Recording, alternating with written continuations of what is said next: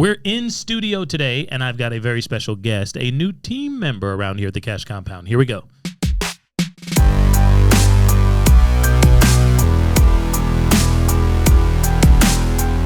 Welcome to the Cash Compound, where we are doing code cracking cash flow. I'm JDew, your host, and in studio today we have got Sergio, and not only a client, but he's working himself into being a coach around here. Sergio, real glad to have you. Thank you, man. Yeah, I'm working myself into being a bro. A bro. I'm trying to be a bro. Now, so a bro is way above a coach. Right. Okay. I don't know about that. I'm not sure if we've opened up that spot for you yet. But yes, Sergio has been working with us for the last about 6 to 8 months, but he has known about this idea of the Cash Compound and the infinite banking, the save and spend system for a little while longer than that. We're going to dive into your story today. Yep. But before we get into the last 6 months or so, I want to go back. Tell us a little bit about your upbringing and your background. You have a very interesting story that includes college sports and being bilingual. You have a family background that's interesting, but you are in the upstate in South Carolina. That's where you live. That's where I live. So we kind of grew up in the same neighborhoods. I did. Greenville is my stomping ground. Obviously, I wasn't born here. So long story short for the viewers, obviously my name is Sergio Loaiza, originally from Colombia, South America, born and raised up to 5 years old. Family immigrated from Colombia for a better opportunity. The American dream, everybody knows what that's about, is basically creating a better, really financial future for yourself and, more importantly, your future family. So family moved here. I have one older brother. Name is Carlos. Ironically, me and my brother are actually in business together. Right. We are also bros. Mm-hmm. We are pro bros. We're pro bros. That's right. Okay. So you've got a spot. Yeah, so we are pro bros production. So my background's in marketing and production. But yeah, to your point, Greenville, South Carolina is home. I traveled around doing marketing for several years, all types of marketing, doing experiential marketing like Super Bowls, X Games, Coachellas, IndyCar races. You name it, big events. I've probably done it, and honestly, that's how we got in touch back in the day. Was emceeing, so I have a little bit of background in emceeing myself in the marketing world, but my introduction to this arena was very unique. But to answer your question, like you asked, as far as like my financial background, it's very unique because we came to the United States for a better opportunity. Right, man. Financial opportunity. So So when so it's a great idea to jump off of the American dream. Yep. So tell me how you viewed in your household and your upbringing in the same community we both went to high school in. What was the money conversation at home or in your mind? Because sometimes, honestly, I've got to say that the money conversation I was having internally may not have exactly been the one mom and dad wanted me to have, but that's what I picked up from school or commercials or what I thought they had going on. So how did that money conversation happen in your mentals? Right. So it's pretty unique. My entire family has always been super entrepreneurial, which is why obviously they took the chance of coming to the States and starting a new future. So everybody in my family has been super entrepreneurial. My dad when I think about money, the money conversation is everybody's got different habits of how they spend the money, how they save money. And I never really picked up much on it as a young kid. But one thing that I did notice was that my dad loved to please people. Okay. And he loved to be the person that ultimately would provide for people. He's always, he wasn't scared to take the shirt off his back and give it to other people. Now that can be a good thing. 100%. It can be a good thing or a bad thing, especially if you're not planning ahead and you're just always giving and giving and giving. And I'm not saying you're not to give, but you got to have a plan. You have to have protection and so on. So I had a really interesting dynamic with money. I was never like, we were never wealthy. Honestly, if I told you the full story of long story short, the life that my little boy is living now is dramatically different than how I grew up. Okay. Right. So my money, and it's dramatically better. Better. Yes. Okay. Yes. Better. Of course. Thank God. And then ultimately, there's just so many things I learned along the way, but I've never had a bad relationship with money. It's just so interesting to understand how much I don't really know. Sure. The more I find out. Right. You take that red pill, man. Yes. You remember the Matrix back in our day, right? Some of y'all ain't old enough. And the rest right. of you. That movie is phenomenal. it has so many hidden secrets Yeah. in the movie Right. that you have to almost watch it over and over. But yeah, that's what brought us here. Obviously, that's what made the connection, is that as I kept diving into ideas of creating wealth, learning how to create passive income, other ways of just securing my money, paying off debt, all these things that I think 90% of the U.S. population is trying to understand how to conquer. Indeed, man. Yeah, it's such an interesting background for folks who are now emerging in their own space as entrepreneurs, trying to create wealth. Yep. Wealth is different than being rich. Yes. So how would you, now I got my opinion on that, but if I say that phrase out there, how would you describe that? What's the difference between wealth and riches? Ooh. How would you say? That's a great question. Man, I personally like to think as wealth as something that's based around time. Oh, like I want to be wealthy in time. Yeah. I want to be wealthy in experiences and moments. So you can be rich in a lot of different areas, but when I think of wealth, I think of having the ability to do what I want, when I want, with whoever I want, without having, this is probably the most important thing, without actually having to think about a dollar bill. So I think wealth includes money. A lot of times people try to paint this little cute picture of wealth and like you don't need money. No, like I think you need money. You need money in order to have freedom, in order to be able to do the things you want in the world we're currently living in.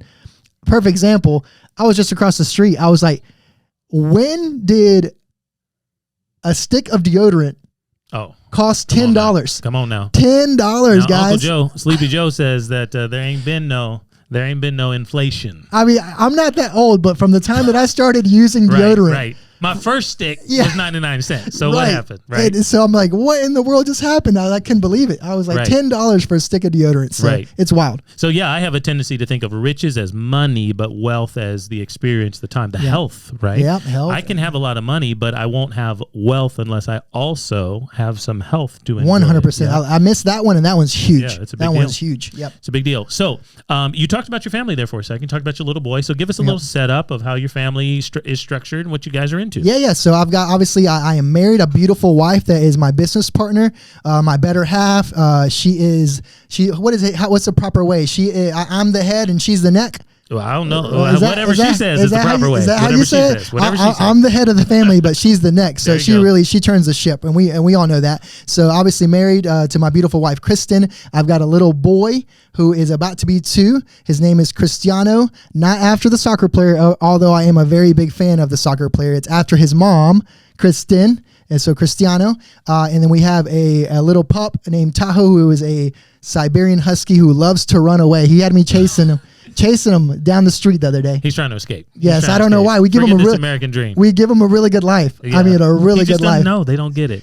So you also mentioned what I believe is a love for some sports that you do have. So take us back, because I know that you've played. Yeah, right? So I used to play, I still play every now and then, but played collegiate soccer down at University of Tampa, transferred up to South Carolina, played a little bit at North Greenville. Actually, I believe there's some people in this room here that went to North Greenville, which is super cool. But so I played soccer growing up. One of my favorite sports. My goal was to obviously go professional. Realized that I was lacking a little bit of skill, talent, ability once I got to those levels. You think you're the hot shot when you're playing in high school, and you get to college and everyone was the hot shot in high school. Well, it's like you're playing in the barn fields where soccer isn't really the primary sport here in Travelers Rest. So I'm originally from We Are TR. For those of us that are from Greenville, South Carolina, I used to get made fun of that because they're like, We Are TR, and very country people. And nothing wrong with that, but hey, anyway, so I played soccer, grew up doing that. Love all types of sports. Now my favorite's probably extreme sports, snowboarding and all types of stuff. But here's the thing: snowboarding, you need a lot of money to snowboard. Nowadays, it's a little bit more expensive than soccer. Yes, sure. I mean $200 lift tickets, and it's crazy. So plus you got to have that $11 stick of deodorant, right? Yep. Or else you're gonna be smelling bad afterwards. Exactly. So there's a lot.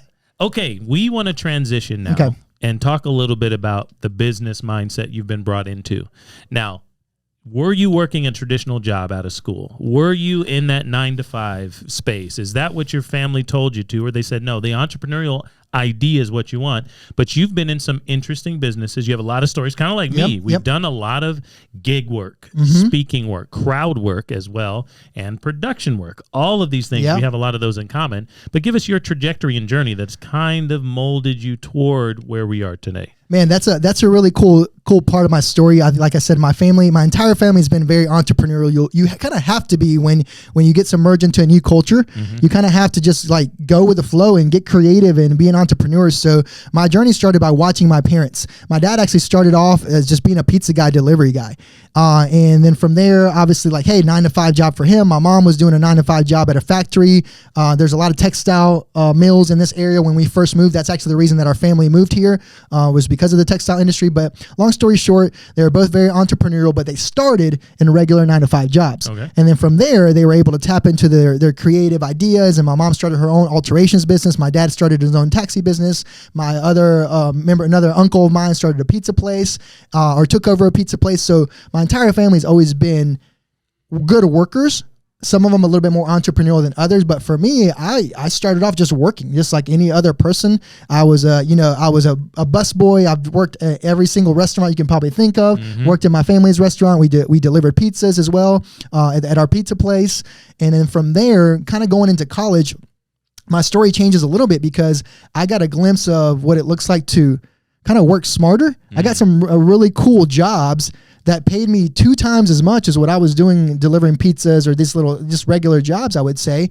But not only were they more fun, but they were also paying me more than the other jobs were. Right. They took less effort to make the same amount or more money. Exactly. And so I ultimately kept kind of trying to go down that rabbit hole of like, what else can I do that's also fun, that I love, but also pays me more, so I could buy my time back. And I always had that kind of mindset of like, I just want to be able to be free. And it wasn't until, long story short, I was traveling doing emcee work for a marketing company. We were working for Verizon and Bridgestone Tires, and I was like, but it was still a job. Yeah. It was still like, sure. I was emceeing. You're there for 8-10 hour days. You're still being controlled. And for me, I'm very entrepreneurial. So at the time I was like, man, I love this, but I need to start something for myself. Yeah. So I did what everybody else tells you to do. Hey, go find something you love to do that you're good at and turn it into career. There you go. And so I was good at filming. I was good at cameras. I was good at production. So we started a production company. Me and my brother did. We were some of the first drone pilots in the Southeast and here in Greenville, South Carolina, where we're based, home bases. And yeah, we've been running strong that business since 2015, which has been a blessing.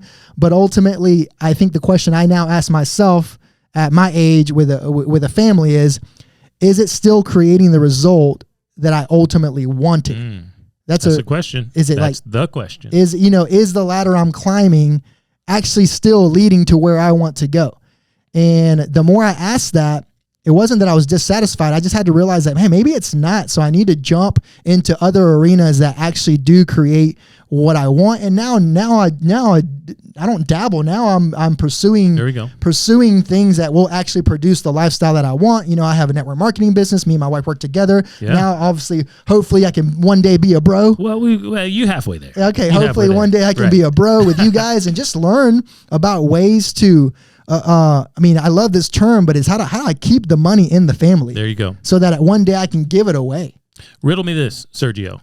Leverage. Yes. There's 3 ways that you can leverage, 3 areas where you can leverage things. So when we're talking about this word leverage, huge word, we can leverage money, we can leverage time, or we can leverage people, ourselves, or some affiliates, some workers, some associates. Explain how you would talk someone through leverage and how you're using that and doing that, or how the businesses you're in pursuit of now leverage. Okay, leverage. So I think when it comes to leverage, this is the phone there. When it comes to leverage, I think the first thing I think about is you can't leverage something unless it has trust in you. Right. So if that makes sense, like you have to live your life in a way of like having integrity and adding value to people so that you can properly leverage it. So when I think of leverage in the relationship, in a relationship equity, that's what I mean by that, is that ultimately, hey, if I want to leverage a relationship, I can only leverage it if I have trust with that person, if I've added value and whatnot. Money's kind of very similar too. I can't leverage money if I'm consistently just trying to get it, trading my time for money. It's hard to leverage it if that's all I do, right? If I'm on... It doesn't trust you. You got to go back and work again for it. It left the last time you got something. I like that. And the word is also, to me, that comes to mind is stewardship. It's actually, that's my word for the year. Me and my wife pick a word every single year. Yeah.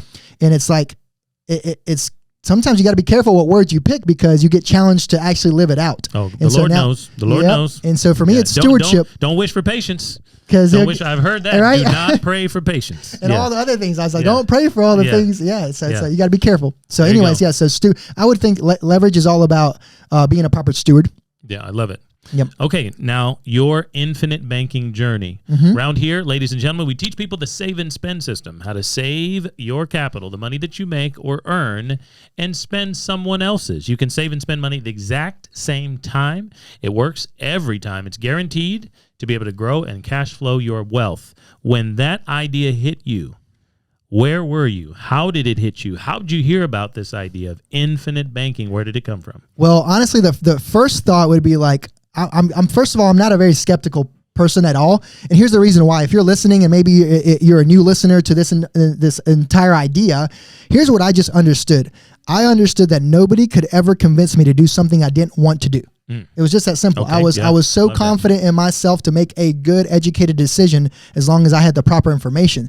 So the first time I saw it was through a random book by an author that I ultimately follow quite a bit because I'm in the personal development space as well, leadership development space. But the author was mentioning it, and it kind of just went over my head because I didn't really understand it. I maybe wasn't in the position to receive it. I've heard this quote as well too, is that, hey, like God will open doors, but he won't push you through them. There you go. I believe he was maybe opening a door, but I wasn't ready to step through it at that time for whatever reason. Flash forward now to when obviously how we met, how we came up in contact.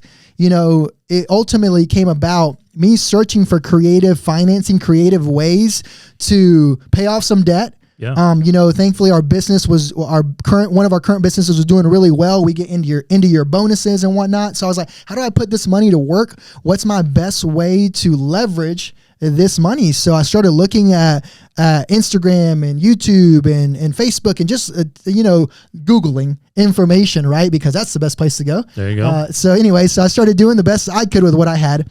Came across a couple of, what I would call influencers on the Instagram platform.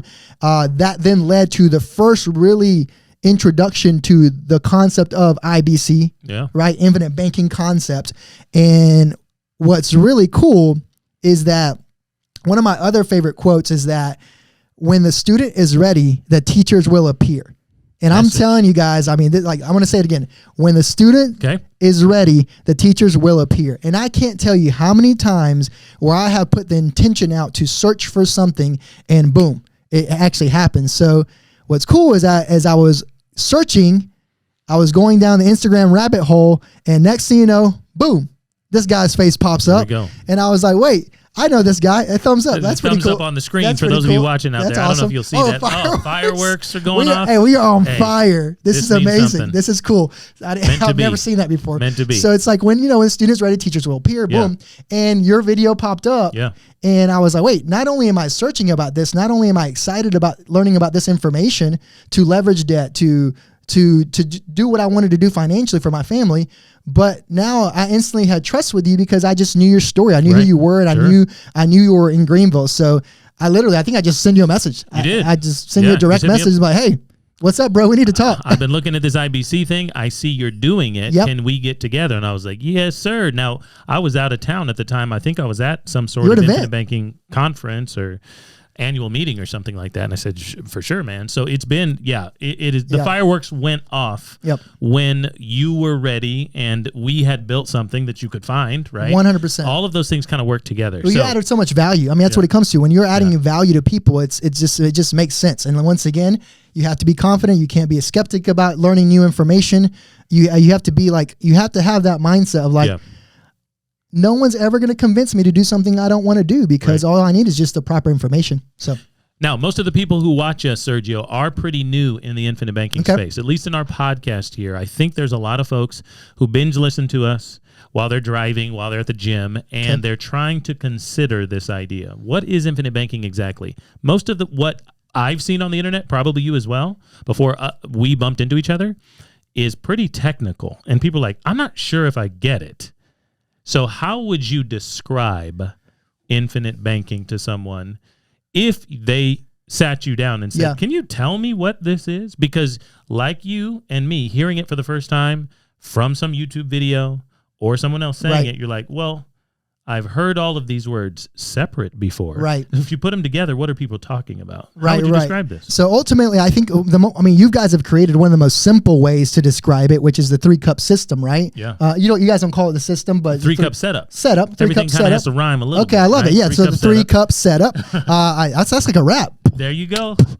Hit it. Hey. So I'm just kidding. Anyway, so 3-cup setup. So Yeah. I think you guys do a phenomenal job of explaining it that simply to people. But for me, one of the first people I explained it to was obviously my wife, because she's the neck. Yeah. She turns the ship. So Yeah. I just explained, I'm like, hey babe, like I don't know if you know, but I just found some really cool information where we can basically keep the money in the family. And so she was like, well, what do you mean? Well, all we have to do is, we open up a policy. We open up this type of policy. It's got to be properly structured. That's really important. Yeah. There's a lot of details that might go into that, but just follow the concepts. I was like, and we then now can leverage it and become our own bank. I was like, it's no different than what the banking system does. We just get to do it for ourselves. And I think that was the most simple way to do it. Yeah. Because I think people understand how banks work for the most part. They just don't understand that you can actually become your own bank. Right. They don't control that function in their own life. So they've never thought about how would you be in control of it? Yeah. And I think one of the things that maybe gets complicated for people, maybe as a new listener, it's like, oh, well, then when you start diving into a little bit more of the nitty gritty, somebody might ask, oh, well, you have to borrow from yourself. How does that work? And it's like, that's what people don't understand. Sure. That's where you have to just be willing to get educated. Education is so important. Knowledge is important, but applied knowledge is even more important, right? So it's like you have to be willing to ultimately take the leap to learn and be willing to learn. And so that was the biggest thing that I did. The first couple people that I got excited about sharing the concept with was my family, obviously my wife, then my brother, and whatnot. And that's basically what I explained to him. I was like, hey, how cool would it be to be able to create some type of banking system for our entire family and keep as much money as we could in our family, because we're working really hard for it. There we go. So now, many people out there have gotten excited. That's why they're already here and listened to 20 minutes of this broadcast so far. But they realize that maybe through lack of education or the vocabulary to share it with another family member or friend, or through the ignorance or someone who's got the door open to them but not ready to step through, right, they get discouraged. Mm-hmm. They're trying to explain that to the missus, to pops, to the brother, to their kids, and their family members and friends they're not able to pull that off. How has entrepreneurialism helped you navigate the emotional journey of finances and wealth? Man, that's such a powerful question, because I believe one of the things that I love to teach on to anybody that's willing to listen, that's part of my inner circle, is emotional stability. And that's not just in business, that's in life. If you are an emotional roller coaster, nobody wants to ride you. I mean, if you're a roller coaster that is all over the place, right, and that's ultimately kind of just throwing you around, nobody wants to get on that ride. That's not going to be fun. But if you're stable and you know how emotionally stable you can be, then ultimately I think that's a ride that somebody wants to get on. So I think it's really important. So for me, I always also say is that I wouldn't personally ask advice from people that aren't in life where I want to be. Now that's a key, but here's the thing about something so new. Even some really wealthy people, even some people that are very, very successful on a topic like this might not actually have the information that you're looking for either. Right. So you could be asking advice to, your most successful so-called relative, and they have no clue about this because they're not experts. So for me, the way that I conquered that was just understanding, once again, I go back to what I said earlier, just knowing that I had the confidence to be able to gather my own information and make my own decisions, because ultimately nobody else is going to be paying my bills. There you go. So it just comes back to being able to make my own decisions. Well, I watch a lot of Mr. Beast and game shows out there, so hopefully somebody going to pay my bills out there. But well, hopefully. Until then, we're going to build our own banking system. So to wrap up this particular episode, we look forward to hearing from you in the future. We know that we're going to be partnering on more production projects as we move forward. So you'll be seeing more of this guy's face or hearing his voice on the Cash Compound platforms. Be looking for it. But my question now is, what is an abundant life? We know you're a man of faith. Yes. And around here, we're Christian folks. I'm always joking about that and saying everything has to rhyme and be alliterated because I grew up Baptist. But what does an abundant life look like for you moving forward? What are we going to see from your family and yourself as you partner with us, as you've started now your own banking system in 2023? What's the future hold? Man, what a powerful question. And it's like, I've been thinking a lot about this. I mean, just like you, I'm a big visionary. I'm a big dreamer, and I've always had big goals and big dreams, but ultimately those big goals and big dreams require a lot of cash flow and a lot of cash to be able to accomplish and help the people that I want to help. So what I see, at least for my personal family, is just the ability to obviously take care of our immediate needs at a high enough level that we never have to think about why we're doing things. We want to be able to do things for the condition of our heart and not how much money is or isn't in our pocket. And so that would be the primary goal. I mean, who's not trying to create financial independence, financial abundance? There's a lot of different buzzwords that go out there, but ultimately that's what I see. That's the initial step. But then eventually, like one of my coaches and mentors talks about is just like, success isn't really just, it's about how many people you can teach to do what you've already done. And hopefully how many people you can bless that then go out and bless others as well. So it's creating that ripple effect. And like you said, I mean, I would love one day, this is like maybe a little bit deeper. I would love one day to have a just entourage of young, wealthy, Christian-minded entrepreneurs that when people look at this group, this community of people, they just are in awe of how blessed and favored they are, that they ask us why we are living the way we are, and we can share the truth. There we go. Ladies and gentlemen, with that, we're going to have to shut it down. We're going to pass the plate first right there because we're having some church up in here. If you want to get in a conversation with our coaching team around here at the Cash Compound, we teach people how to have code cracking cash flow. We utilize several guaranteed tools out here to make sure that is always an abundant life we're moving toward. And it happens every single day around here. Make sure you click the link in the bio. Visit us online at saveandspendsystem.com or all your favorite platforms.